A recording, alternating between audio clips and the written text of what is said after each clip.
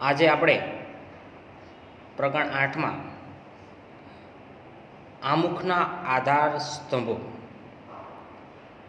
એટલે કે આમુખના આધાર સ્તંભો તો ઘણા બધા છે. જોઈએ કે ભારતીય બંધારણના આમુખમાં વ્યક્ત થયેલા આધારરૂપ શબ્દો એ બધા જ આધાર સ્તંભો છે. જેમ કે ભારતના લોકો માટે સાર્વભૌમ, સમાજવાદી, બિનસાંપ્રદાયિક, લોકશાહી, પ્રજાસત્તાક, બંધુતા, ન્યાય, સમાનતા, સ્વતંત્ર, રાષ્ટ્રીય એકતા અને અખંડતા વગેરે આ બધા જ આધાર સ્તંભો છે. અને એ પૈકીથી આપણે માત્ર 3 એટલે કે લોકશાહી, સમાજવાદી અને બિનસાંપ્રદાયિક આ 3 આધાર સ્તંભોનો આપણે વિસ્તારથી પરિચય લેવાનો છે. હવે એમાં આપણે પહેલાં લોકશાહી વિશે પરિચય લઈએ. તો કે લોકશાહી એટલે શું? કે ભારત દેશ એક લોકશાહી દેશ છે. બરાબર? કે ભારતમાં જે સત્તા પર આવે છે એ લોકોથી જ આવે છે. મતલબ કે લોકો દ્વારા ચૂંટાઈને, લોકોના મતથી. પહેલાં ભારત દેશમાં રાજાશાહી હતી. શાસન વ્યવસ્થા રાજાના હાથમાં હતી, સત્તાની ડોર રાજાઓના હાથમાં હતી. પણ હવે ભારત દેશ લોકશાહી દેશ છે, જેમાં અંતિમ સત્તા લોકોના હાથમાં જ છે. જો કહે છે જુઓ કે ભારતના બંધારણમાં ભારતના લોકોને આખરી સાર્વભૌમ સત્તા આપવામાં આવી છે. કોઈ એક વ્યક્તિ કે વર્ગનું શાસન અહીં નથી, પરંતુ સત્તાની અંતિમ ડોર, અંતિમ બાગડોર લોકો હસ્તક છે. કારણ કે લોકો જ જે તે વ્યક્તિ ઉમેદવારી નોંધાવે છે એને ચૂંટી કાઢે છે. લોકશાહી શબ્દનો વિસ્તારથી અર્થ સમજીએ કઈ રીતે આવ્યો છે આ શબ્દ. તો કે લોકશાહી છે એ ડેમોક્રેસી, એનો અર્થ જે છે અર્થ થાય છે ડેમોક્રેસી, જે ખરેખર એક ગ્રીક શબ્દ છે. હવે ગ્રીક શબ્દોના 2 શબ્દો મતલબ, બરાબર, ડેમોસ અને કાર્તોસ, આ બંને શબ્દોને જોડવાથી ડેમોક્રેસી એવો શબ્દ ઉદ્ભવેલો છે. હવે એમાં જો કે મૂળ શબ્દ ગ્રીક ડેમોસ એટલે કે લોકો અને કાર્તોસ એટલે સત્તા, એટલે બેને જોડશું તો લોકોની સત્તા એમ. બરાબર? એના પરથી ઉતરી આવ્યો છે. તો કે રાજ્ય સત્તા અમુક વ્યક્તિઓના હાથમાં નિરંકુશ રીતે સ્થાપિત થયેલી નથી. આપણે સમજી રહ્યા છીએ કે લોકશાહી કોને કહેવાય. લોકશાહી દેશોમાં કેવી શાસન વ્યવસ્થા હોય. શું કીધું છે કે વ્યક્તિના હાથમાં નિરંકુશ સ્થાપેલી નથી. કોઈ એક વ્યક્તિના હાથમાં સત્તા જે છે એ નિરંકુશ એટલે કે ચાલતી જ નથી રહેતી એમ. બરાબર? એ સત્તા બદલાતી રહે છે. અને આપણે પણ એવું જ છે કે 5 વર્ષે ચૂંટણી આવે છે. બરાબર? 5 વર્ષે ચૂંટણી આવ્યા બાદ ફરી પાછું રિઝલ્ટ આવે છે, પરિણામ આવે છે, અને લોકો ફરી પાછા એને મત આપી, મતલબ કે અન્ય જ ઉમેદવાર ચૂંટાઈ આવે છે. હા, એની અગાઉના 5 વર્ષમાં જે વ્યક્તિ માન લો કે હોય અને કદાચ એને સારા કાર્ય કર્યા હોય તો લોકો એને ફરીથી ચૂંટે છે. પણ 5 વર્ષે તો આપણે ચૂંટણી થાય જ છે. પરંતુ લોકોના હાથમાં છે. કહે છે કે લોકશાહી એવી રાજ્ય વ્યવસ્થા છે કે જેમાં દેશમાં લોકો સામાજિક, આર્થિક અને રાજકીય ન્યાય મેળવી શકતા હોય છે અને રાજ્ય વ્યવસ્થામાં ભાગ લેવાનો અધિકાર ધરાવતા હોય છે. આપણે કેવું છે લોકશાહી દેશ કે એમાં સામાન્ય વ્યક્તિ પણ રાજકીય પ્રવૃત્તિમાં ભાગ લઈ શકે છે ને, ગમે તે વ્યક્તિ ઉમેદવારી નોંધાવી શકે છે. કારણ કે એમાં નથી શિક્ષણની જરૂર પડતી. બરાબર? માત્ર ઉંમરની જરૂર પડે છે. બરાબર? 18 વર્ષ અપ, 21 વર્ષ અપ, મતલબ એ રીતે કહેવાનો અર્થ સામાન્ય વ્યક્તિ પણ એમાં ભાગ લઈ શકે છે, એ સત્તા પર આવી શકે છે, લોકો એને ચૂંટી કાઢે તો. આગળ કે ભારતના બંધારણમાં સાર્વત્રિક પુખ્ત વય મતાધિકારના ધોરણે મતદારોએ ચૂંટેલા પોતાના પ્રતિનિધિઓ દ્વારા રચાતી સંસદ એટલે કે લોકસભાને કારોબારી એટલે કે મંડળ અને વહીવટી તંત્રને જવાબદાર હોય છે. આપણી જે સરકાર આવે છે કઈ રીતે કે સાર્વત્રિક પુખ્ત વયનો વ્યક્તિ, 18 વર્ષ ઉપરનો વ્યક્તિ મતલબ, એને મત આપે છે, એને ચૂંટી કાઢે છે, અને એ આખું મતલબ એનું લોકસભામાં એની આખી કારોબારી એટલે આખું મંત્રીમંડળ તૈયાર થાય છે. અને પછી એ જવાબદાર રહે છે કે ભાઈ હવે અમે સત્તા પર રહીશું અને અમે જે કાંઈ કાર્ય પ્રજાના કરવાના હોય તેના માટે જવાબદાર છીએ. કારોબારી અને અબાધિત સત્તા નથી. અબાધિત સત્તા એટલે કે કોઈ બાંધેલી સત્તા નથી કે તેને આમ જ રહેવું એમ. એકવાર એટલે કે કારોબારી એટલે કે આખું પ્રધાનમંડળ કે જે કાંઈ ચૂંટાઈ આવે છે એ તો એ 5 વર્ષ માટે છે, નહીં કે કાયમી માટે, બરાબર. તેને નિયત સમય મર્યાદા સુધી સત્તાનું સુકાન સોંપે છે. સમજો કે એને જે સત્તા આપવામાં છે, સુકાન એટલે કે નેતૃત્વ, એ પદ હે એ નિયત સમય મર્યાદા, નિયત સમય એટલે કે 5 વર્ષ, બરાબર. એટલા સમય સુધી જ તે આપણે ફાળવે છે. તે જ પ્રમાણે રાજ્ય અને સ્થાનિક કક્ષાએ મતદારો સરકારને ચૂંટી કાઢે છે. આમ લોકશાહી રાજ્ય એટલે લોકોનું, લોકો વડે અને લોકો માટે ચાલતું રાજ્ય. સાચી સત્તા લોકોના પ્રતિનિધિઓમાંથી બનેલા પ્રધાનમંડળમાં જ સ્થાપિત થયેલી હોય છે. શું એ જે કાંઈ પણ પ્રતિનિધિ આવે છે એ લોકોમાંથી જ હોય ને, આપણા જેવો સામાન્ય વ્યક્તિ જ હોય છે, બરાબર. પહેલેથી જ તે વારસાગત સત્તા સોંપવામાં આવતી નથી. પ્રધાનમંડળની રચના સંસદમાંથી જ કરવામાં આવે છે. પ્રધાનમંડળ સંસદને જવાબદાર હોય છે કે એકવાર સત્તા પર આવ્યા એટલે જવાબદાર રહેવું કાર્યો માટે. ભારત પ્રજાસત્તાક રાજ્ય એટલા માટે છે કે ભારતનો કોઈ પણ નાગરિક બંધારણમાં નિર્ધારિત કરેલી લાયકાતો ધરાવતો હોય અને તે વ્યક્તિ સાર્વત્રિક પુખ્ત મતાધિકારની ચૂંટાઈ આવે છે. શું કીધું છે? એ લાયકાતો એટલે કે એની ઉંમર હોય, અને કોઈ પણ નાગરિક છે એ ઉમેદવારી નોંધાવે તો એ સત્તા પર ચૂંટાઈ પણ આવે છે અને મત આપી પણ શકે છે. આગળ કે તે કોઈ પણ વંશ પરંપરાગત વારસાને આધીન આ પદ પ્રાપ્ત કરી શકતો નથી કે ભાઈ મારા પિતા નેતા હતા, MLA હતા, બરાબર, તો ભાઈ હું તો પણ MLA બની શકું છું. એ રીતે બની શકાતું નથી. એના માટે તમારે ચૂંટણીને જીતવી પડે છે. શું કહે છે? 5 વર્ષ સુધી જ તે સામાન્યતઃ સત્તા પર રહી શકે છે. કીધું ને કે કોઈ પણ વ્યક્તિ ચૂંટાયા બાદ એની પણ સમય મર્યાદા છે, બરાબર. નકર તો એક જ વાર ચૂંટણી થાય ને એક જ વાર સત્તા પર આવે તો એ રાજાશાહી જેવું જ થયું, બરાબર. સંસદીય સરકાર સંયુક્ત જવાબદારીના સિદ્ધાંત પણ કામ કરે છે. તેથી તેને જવાબદાર સરકાર પણ કહેવાય છે કે જે વ્યક્તિ ચૂંટાઈ આવે છે એને જવાબદાર રહેવું પડે છે, એટલે કે એ સરકાર ગણાય છે. એને જવાબદાર રહેવું એટલે કે લોકોના કાર્યો માટે જવાબદાર રહેવું પડે છે. ભારતની લોકશાહી સરકાર સ્વતંત્રતા, સમાનતા અને બંધુતાની ભાવનાને સ્વીકાર કરે છે.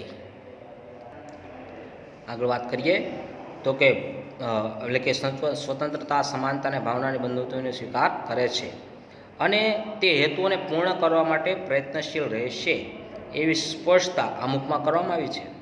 બંધારણના ઘડવાયાએ ભારતના લોકોને સાર્વત્રિક પુખ્ત મતાધિકારનો હક આપીને હિંમતપૂર્વકની શ્રદ્ધા મૂકી છે. લોકશાહીમાં ભારતીય બંધારણમાં મૂળભૂત હકો, રાજ્યનીતિ માર્ગદર્શક સિદ્ધાંતો, સંસદ, ધારાસભા, સ્વતંત્ર અને નિષ્પક્ષ ન્યાયતંત્ર અને ચૂંટણી પંચની રચના, કાર્યો વગેરે જોગવાઈઓ ભારતની લોકશાહી રાજ્ય તરીકે ઘોષિત કરે છે. એટલે કે લોકશાહી દેશમાં આ બધી જ વસ્તુઓ હોય છે એમ. આગળ કહે છે કે સાર્વત્રિક પુખ્ત મતાધિકાર એ કોઈ પણ જાતિ, જ્ઞાતિ, ધર્મ, ભાષા, લિંગ, શિક્ષણ, આવક કે જન્મસ્થાનના ભેદભાવ કર્યા વિના 18 વર્ષ કે તેથી વધારે ઉંમરના ભારતના કોઈ પણ નાગરિકને મત આપવાનો અધિકાર છે. જોકે મતદાર યાદીમાં નાગરિકના નામની નોંધણી આવશ્યક છે. એટલે કે આપણે મત આપી શકીએ છીએ કોઈ પણ ભેદભાવ વગર, પણ શરત એટલી કે તે ભારતનો નાગરિક હોવો જોઈએ. બીજી શરત, તેની ઉંમર 18 વર્ષ કરતાં ઉપર હોવી જોઈએ, બરાબર. હવે આપણે આપણા આમુખના આધાર સ્તંભમાં બીજો આધાર સ્તંભ માહિતી લઈએ તો એ છે સમાજવાદી. કહેવાનો અર્થ કે ભારત દેશ એક સમાજવાદી, કહેવાનો અર્થ કે ભારત છે એ કોઈ સમાજ, કોઈ એક સમાજ માટે બનાવેલો નથી. દરેક સમાજ માટે સરખા, સમાન અને કલ્યાણ એટલે કે તેનો વિકાસ થાય એવા કાર્ય કરતો દેશ છે, બરાબર. એમાં કોઈ જ એક જ સમાજમાં એટલે કે એક સમાજ પૂરતું ધ્યાન નહીં અપાય. દરેક સમાજ માટે સમાન પૂરતું એટલે કે સરખું જ ધ્યાન અપાશે. જોઈએ કે ભારતમાં 1976માં કટોકટી શાસન દરમિયાન બંધારણના 42માં સુધારા દ્વારા આમુખમાં સમાજવાદી શબ્દ ઉમેરવામાં આવ્યા. આપણે અગાઉ જોયું હતું કે ભારતીય બંધારણની મોટાભાગની જોગવાઈઓ પ્રત્યક્ષ કે પરોક્ષ રૂપે સામાજિક ક્રાંતિ દ્વારા સામાજિક અને આર્થિક સમાનતા સાધીને કલ્યાણ રાજ્ય સ્થાપવાનો મૂળ દેશ. એ કેવળ ભારત દેશ એક એવો દેશ છે કે સામાજિક ક્રાંતિ લાવવાની છે, એટલે દરેક સમાજનો વિકાસ, કોઈ એક સમાજનો વિકાસ નહીં, દરેક સમાજનો, અને દરેક સમાજનો વિકાસ, સામાજિક વિકાસ અને સાથે સાથે આર્થિક વિકાસ બધાને સાથે લઈને વિકાસ કરવાની વાત છે. અને કેવો દેશ બનાવવાની વાત કરે છે? કલ્યાણ રાજ્ય, એટલે કે એક વિકસિત દેશ તરફ. આમુખમાં તમામ નાગરિકોને સામાજિક, રાજકીય તેમજ આર્થિક ન્યાય અને સમાનતા પ્રાપ્ત થાય તેવી સમાજવાદી વિચારસરણી ધરાવતી સમાજ રચનાનું સ્થાપનાનું ધ્યેય રાજનીતિના માર્ગદર્શિત સિદ્ધાંતોમાં રાખવામાં આવેલું છે. એટલે કે દરેક સમાજનો આ રીતે સમાન સરખો વિકાસ થવો જોઈએ. એક સમાજ માટે પૂરતું ધ્યાન આપવું એવું નહીં. સમાજવાદી સમાજ રચનામાં રાષ્ટ્રીય સંસાધનોની ન્યાયિક વહેંચણી, જો સમજી દો, જે આપણા સંસાધનો છે બરાબર, સરકાર જે પૂરી પાડે છે એમાં તમામ માટે સરખો ન્યાય, સરખા રીતે વહેંચણી કરવી. કોઈ એક રાજ્યને વધારે આપવું એવું નહીં, કોઈ એક સમાજને વધારે આપવું એવું નહીં, દરેકને સમાન આપે છે. ઉત્પાદન અને વિતરણની વ્યવસ્થા રાજ્ય હસ્તક હોય. રાજ્યમાં વિવિધ વિસ્તારો અને વ્યવસાયમાં કાર્ય કરતા લોકો વચ્ચે આવકની અસમાનતા ઓછી કરવાનો પ્રયત્ન કરવામાં આવતો હોય. કોઈ વ્યક્તિ કે સમૂહના હાથમાં સંપત્તિ કેન્દ્રિત થયેલી ન હોય, બરાબર. સૌને સ્વસ્થ અને ગૌરવપૂર્વક વિકાસની તકો અને સગવડો પ્રાપ્ત થાય, જે દ્વારા સામાજિક કલ્યાણ સાધવાનો અને ગરીબ તંગોરના ભેદોને નાબૂદ કરીને લોકોનું જીવન ધોરણ ઊંચું લાવીને તેઓમાં સામાજિક આર્થિક કલ્યાણ સાધવાનો પ્રયત્ન કરવામાં બંધારણના રાજ્યનો માર્ગદર્શન આપેલ છે. કહેવાનો કે દરેક સમાજનો વિકાસ થાય, ગરીબ જે અમીર ગરીબના ભેદભાવો છે એ દૂર કરવું. આ એક સમાજવાદી, એટલે કે સમાજવાદી દેશ છે, પણ આ રીતે સમાજવાદી દેશ છે કે જેમાં દરેકમાં પૂરતું ધ્યાન રખાય છે.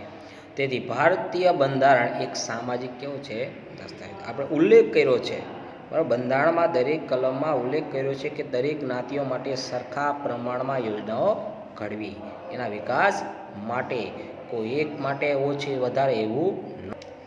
ત્યારબાદ આપણે જોઈએ આપણા આમુખના આધાર સ્તંભોમાં મહત્ત્વનો આધાર સ્તંભ બિન સાંપ્રદાયિકતા. આ શબ્દને પણ 1976ના 42ના બંધારણીય સુધારાથી આમુખમાં આપણા બિન સાંપ્રદાયિક શબ્દો ઉમેરવામાં આવ્યા છે. ખ્યાલ જ છે આપણને કે બિન સાંપ્રદાયિક એટલે કોઈ સંપ્રદાય આધારિત નથી ભારત દેશ, કોઈ ધર્મ આધારિત નથી દેશ. અહીંયા તમામ ધર્મો પાળવાનો હક મળેલો છે, મતલબ કે પોતાની મરજી મુજબ. ભારત એક ધર્મનિરપેક્ષ છે, એટલે કે બિન સાંપ્રદાયિક, સેક્યુલર, બરાબર. એટલે કહેવાનો અર્થ કે કોઈ એક ધર્મ આધારિત નથી, તમામ ધર્મોને અહીંયા છૂટછાટ છે. બંધારણીય જોગવાઈ મુજબ ભારત ધાર્મિક રાજ્ય બની શકશે નહીં. પહેલેથી જ ઉલ્લેખ કરી દીધેલો છે કે ભારત ભવિષ્યમાં પણ ક્યારેય ધર્મ આધારિત રાજ્ય નહીં બને. કે ભાઈ આપણે કોઈ ધર્મનું નામ નહીં લઈએ, પણ કહેવાનો અર્થ કોઈ પણ ધર્મ આધારિત બનશે નહીં. ભારતના રાજ્યને પોતાનો કોઈ ધર્મ નથી, તેથી ધર્મની બાબતમાં કોઈ રાજ્ય દખલગીરી કરશે નહીં, બરાબર. તેથી રાજ્ય કોઈ પણ ધાર્મિક પ્રવૃત્તિને ટેકો આપી શકશે નહીં. કોઈ પણ રાજ્ય, ગુજરાત, મહારાષ્ટ્ર, મધ્યપ્રદેશ, કોઈ પણ રાજ્ય એમ ન કહી શકે કે ભાઈ પોતાના રાજ્યમાં ધર્મના લોકો વધારે છે એટલે આપણે એને લાભ વધારે આપીએ, સુવિધાઓ વધારે આપીએ, નોકરીની તકો વધારે આપીએ. એ કરી શકાતું નથી.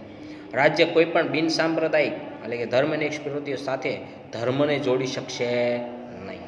દેશના કોઈ પણ નાગરિકને પોતાની ઈચ્છા અનુસાર ગમે તે ધર્મ પાળવાની સ્વતંત્રતા છે. મેં પહેલાં પણ કીધું, ગમે તે ધર્મ પાળવો હોય તમારે ધર્મ પરિવર્તન કરવું હોય તો પણ પરિવર્તન કરી શકો છો.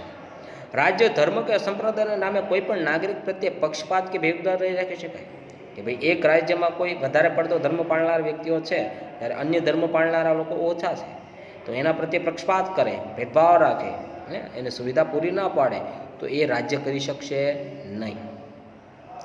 આગળ કે તેને જાહેર નોકરી તેમજ રાજકીય અધિકારો ભોગવવાની સમાન તક પૂરી પાડવામાં આવે છે.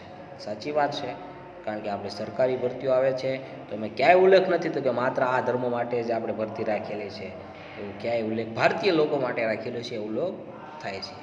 બરાબર. આમ બિનસાંપ્રદાયિક એ બંધારણનું મૂળ તત્વ અને લોકશાહીનું અનિવાર્ય લક્ષણ ગણાય છે. સર્વધર્મ સમદ્રષ્ટિ એટલે કે દરેક ધર્મ પ્રત્યે સમાન દ્રષ્ટિ રાખવી, અને સર્વધર્મ સમભાવ દરેક ધર્મ પ્રત્યે સમાન સરખો ભાવ રાખવો ના સિદ્ધાંતને વરેલ ભારતીય બંધારણ કોઈ પણ ધર્મને રાજ્યમાં ઉત્તેજન આપવામાં નહીં આવે. મેં પહેલાં પણ કીધું, ઉત્તેજન આપવું એટલે એક પ્રકારનો એના માટે સારા કાયદાઓ કે સુવિધાઓ વધારે પૂરી પાડવી, લાભ વધારે આપવા, યોજનાઓ એના માટે જ કરવી, એવું કરી શકાશે નહીં.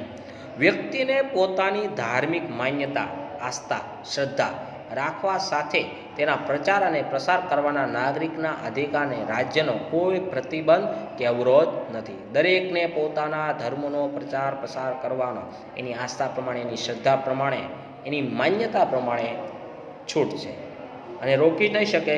કોઈ પણ રાજ્ય છે એ પ્રવૃત્તિ કરતાં એને રોકી શકશે નહીં. કારણ કે આપણે જોઈએ છીએ કે આપણા ધાર્મિક તહેવારો, ઘણા તહેવારો જાહેરમાં કરવામાં આવતા હોય તો એમાં સરકાર દખલગીરી કરતી નથી અને કરી પણ શકે નહીં.